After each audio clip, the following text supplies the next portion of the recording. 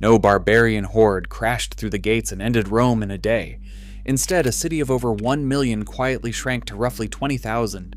Barely 1 in every 50 residents remained. Roads crumbled. Coins lost their worth. Water stopped flowing. For ordinary people, the fall didn't arrive as a catastrophe. It arrived as normal life getting slowly, imperceptibly worse. So how did they survive something they couldn't even see happening? The deposition of Romulus Augustulus in 476 AD was not the start of a sudden catastrophe, but the final, quiet whimper of a 3-century unraveling. For the peasants, potters, and bakers of the western provinces, the year 476 was not a sudden shock. By then, generations of families had already grown up amidst the slow, steady decay of their world. They had never known the prosperity of the High Empire. Instead, the evidence of this creeping decline is preserved in the physical record. Potholed provincial highways, letters lamenting lost postal couriers, and legal codes shifting maintenance costs onto broke local citizens. Their lives were defined by quiet adaptation. In the mid-5th century, a baker named Aelia opened her shop in eastern Gaul to a world quietly slipping out of alignment. The coins in her cash box, once bright with silver, were now thin bronze pieces containing less than 5% precious metal. Customers hesitated at her counter, increasingly demanding barter over money they no longer trusted. Outside her door, the provincial highway was pitted with unrepaired potholes, patched only with loose sand because official maintenance crews had stopped coming. The state courier station down the street stood quiet. Its horses were gone, and letters that once took days now took months to arrive. Even the soldiers who had long patrolled the nearby frontier post were gone, their garrisons abandoned as central funding evaporated. Imperial tax collectors still arrived, but their visits were irregular, their demands erratic, and they preferred grain to coin. For Aelia, the decline of Rome was not a single, catastrophic invasion, but a series of daily friction points, a slow-motion erosion of the systems that kept her bakery running. The physical decay of the provinces was mirrored by a quiet, devastating emptying of the capital itself. At its peak, Rome was home to over 1 million people. By the 6th century, that population had plummeted to about 20,000. On the streets, this meant that for every 50 citizens who had once lived, worked, and walked there, only 1 remained. This imperial metropolis was shrinking into a quiet, hollow, remnant city. The few survivors clustered in tiny, isolated neighborhoods along the Tiber River, living in the shadow of massive, silent monuments they no longer had the resources to sustain. In the fields of southern Britain, a villa tenant named Marcus starts his morning not by collecting water from a local basin, but by preparing for a long physical chore. For generations, Roman engineers had kept the local aqueducts sealed and flowing, bringing clean water directly into provincial settlements. But as imperial maintenance crews vanished, the stone arches cracked, leaks went unplugged, and the flow slowly choked to a halt. The grand public fountain down the path from Marcus's home is now just a dry, silent monument of concrete and weeds. Survival now demands constant physical effort. Every drop of water for drinking, cooking, and washing must be hauled by hand from a muddy river miles away. Marcus carries heavy clay jars across his shoulders, feeling the weight in his back with every step. What was once a public utility is now a grueling private tax on his time, forcing his family to measure their daily existence by the bucketful. As the physical infrastructure of the empire crumbled, a quieter, more permanent decay took hold of the Roman mind. For centuries, daily life ran on ink and papyrus.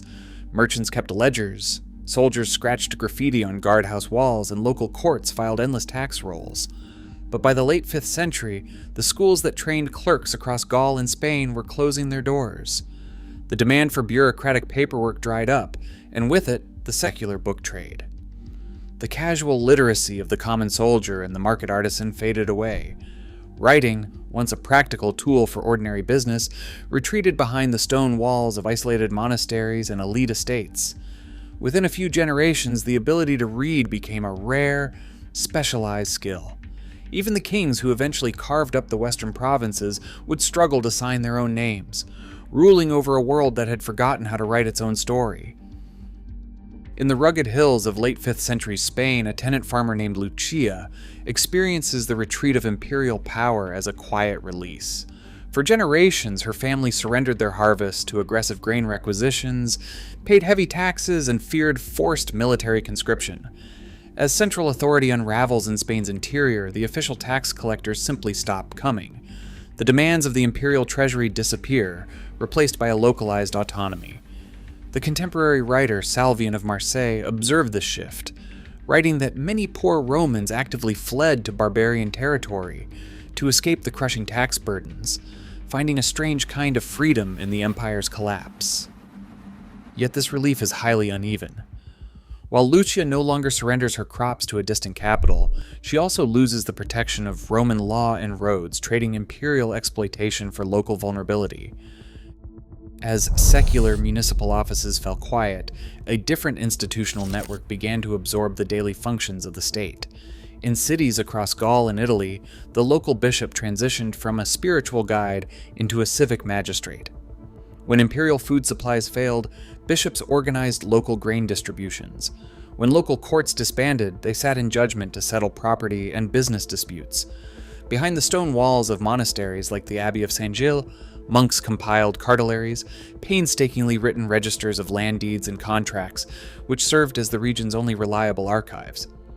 Across the western provinces, the shift was highly localized and uneven, but the pattern was clear.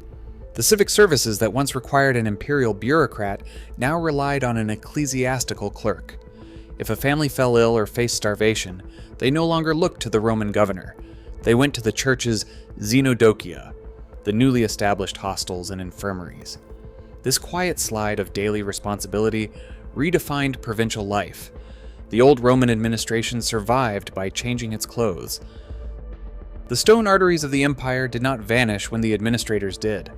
Long after the last legions marched away, travelers still walked the paved Roman highways, their cartwheels wearing heavy grooves into the basalt.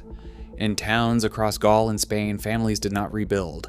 Instead, they moved directly into the stone shells already standing. They subdivided grand public halls with timber walls and turned towering amphitheaters into fortified circular neighborhoods. Where new structures were built, people treated the ancient monuments as ready-made quarries, dismantling temples for durable blocks they could no longer carve themselves. Life went on, nestled directly inside the skeleton of a giant. In the shadow of these stone giants lay a silent, gray secret: Roman concrete. This material actually grew stronger with age, using seawater to grow crystals that blocked cracks and outlasted later medieval masonry. Yet after the Western collapse, the formula vanished. For over 15 centuries, ordinary builders walked past massive harbors and towering domes, unable to replicate the self-healing mixture of volcanic ash and lime. Only in the 21st century did scientists recover the chemistry. For generations, Europeans lived beside an ancient knowledge they could see and touch, but never reproduce. We wait for a sudden apocalypse, but history warns us that collapse is a quiet daily subtraction. Civilization ends when ordinary people simply learn to live with less. How much would we lose today before we noticed it was gone? Share your thoughts below.